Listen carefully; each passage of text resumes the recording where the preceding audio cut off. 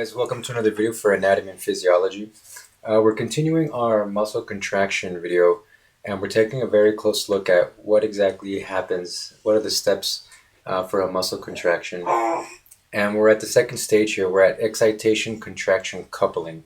Okay, so that word coupling there should kind of tell you that there's going to be some molecules that are going to couple together to create a specific action. So there's three steps. You can actually make it into four, but I'm going to reduce it to three just to hopefully maybe simplify it a little bit.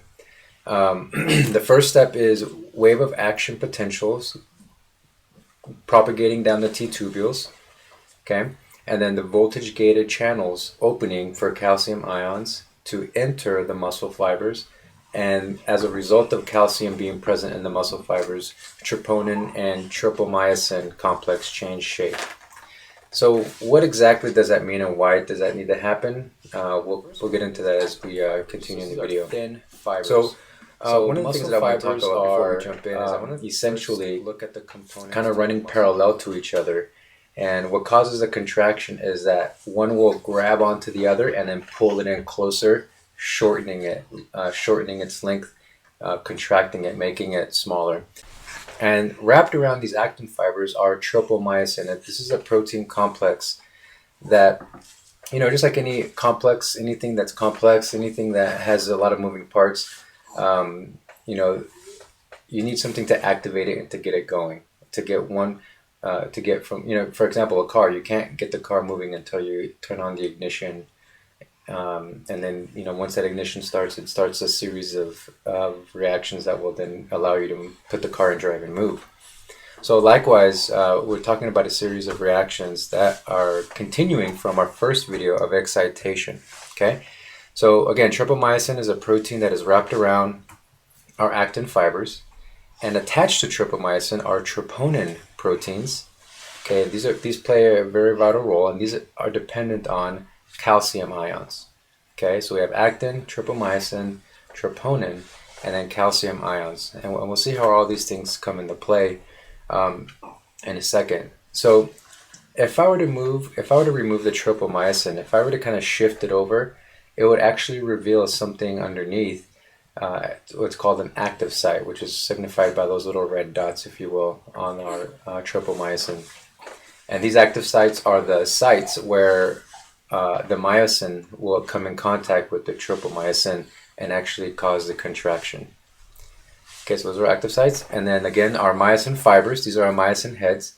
Picture a golf club, a series of golf clubs, several hundred of them kind of wrapped around together.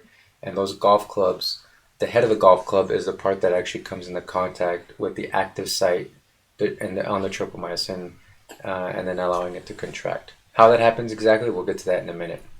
Again, right now we're just looking at the components, seeing the different components, the different actors, if you will, that are at play here.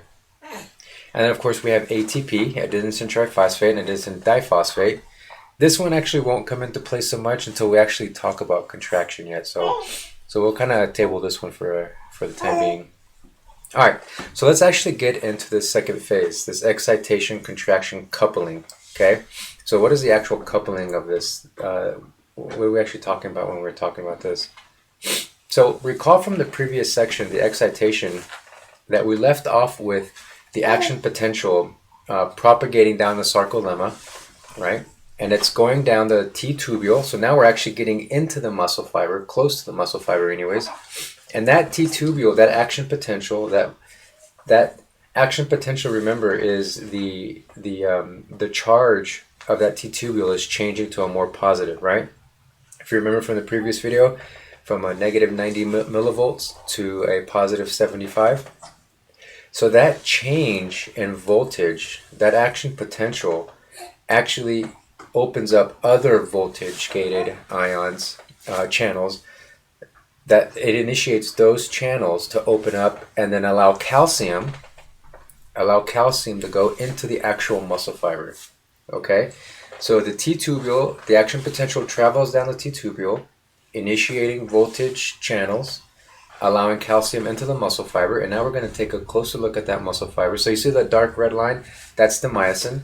And then the light grayish, that's the actin. Okay? And then we have the Z line there, the titin. It's a springy protein that keeps all that together. Okay?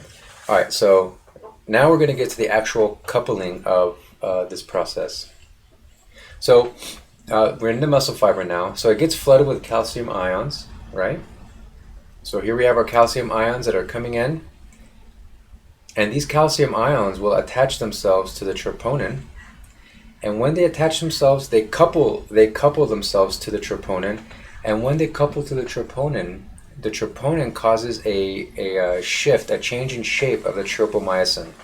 And remember, the tropomyosin is that nice gray that's kind of wrapped around the tropomyosin. I'm sorry, I said tropomyosin. It is the gray that's wrapped around the actin fibers.